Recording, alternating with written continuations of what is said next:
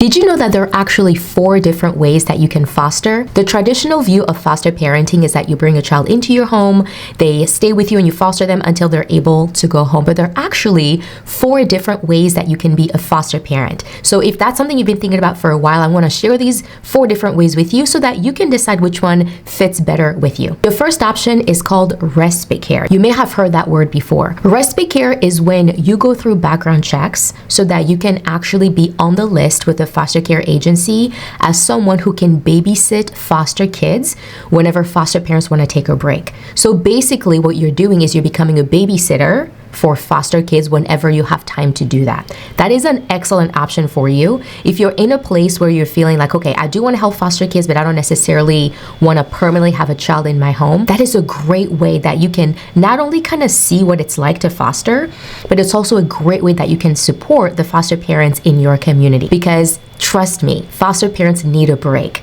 And so if you're available, maybe you're single, maybe you're married with no kids, and you're like, hey, some weekends we're not doing much, we're sitting at home, really consider becoming a respite care provider, because foster parents always need respite care providers. Hey friends, stay tuned for a special announcement.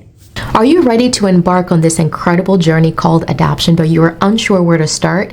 You are not alone. I want to let you know that doors are now opened to our signature course called the Kingdom Adoption Launchpad. And you're going to want to sign up because in this 4-week live course, we're going to equip you with the knowledge, the tools, and the support that you need to start your adoption journey confidently. We're going to cover topics such as the different types of adoptions available to you, all the different ways that you can adopt, and everything else you need to know to actually start the process confidently and not wonder, what is the next step I need to take? How much is this going to cost? So if that's you and the Lord has been working on your heart for years now to adopt, whether you have biological children or you don't have any biological children yet, I want to encourage you to join us for the Kingdom Adoption Launchpad. We'll be starting November 27, 2023 for 4 weeks, and I cannot wait to see you there. So just go to kingdomadoptionlaunchpad.com and sign up there, and I hope to see you all there. The second type of fostering is called emergency foster care placement. You know, maybe your county calls it something different,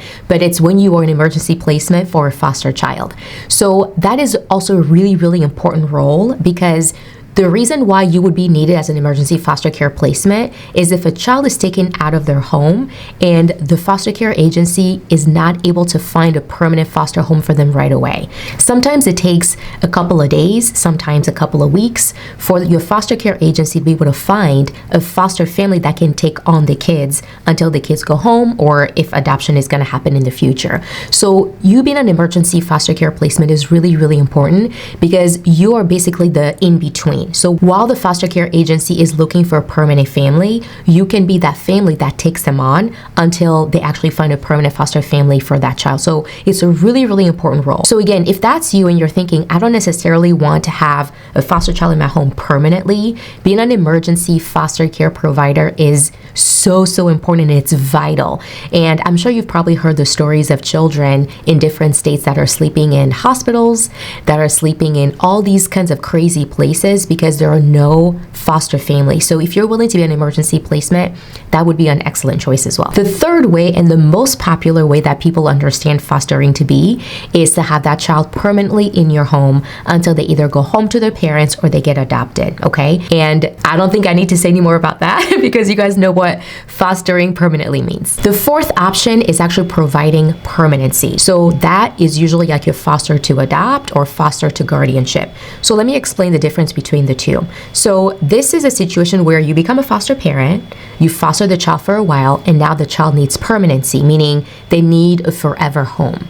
Now at that point, you can decide to either adopt them depending on the circumstances, or you can also look into guardianship. Now guardianship is not an option that you hear a lot about, but it's actually an option that some children like to pick themselves, especially when they're getting at the age where they're going to age out. So a child who is 16, 17, 18, really, really close to that aging out age may actually decide that they'd rather do a guardianship with their foster family than an adoption. But the children who are younger, usually the recommendation option is adoption, okay? Just because that child needs permanency, they need a forever place.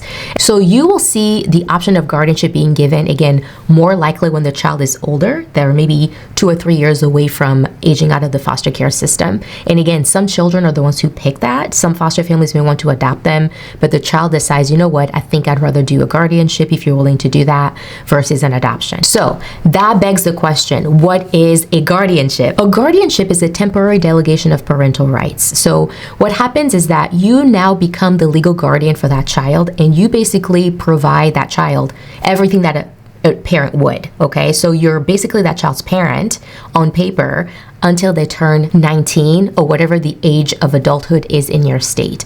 So once they reach that age, then the guardianship is ended, it's terminated. So the legal guardianship only lasts until that child becomes of age. So that's why some of the kids, when they're kind of, 2 or 3 years away from adulthood, they may opt for guardianship versus an adoption, just because it gives them a way to get out of the foster care system where they are with the family, but they just may not want to be adopted, and that's just their choice. So out of all of those options, which one do you think would work best for your family in this season? Comment below and let me know. All right, guys, thanks for watching, and I'll see you in the next video.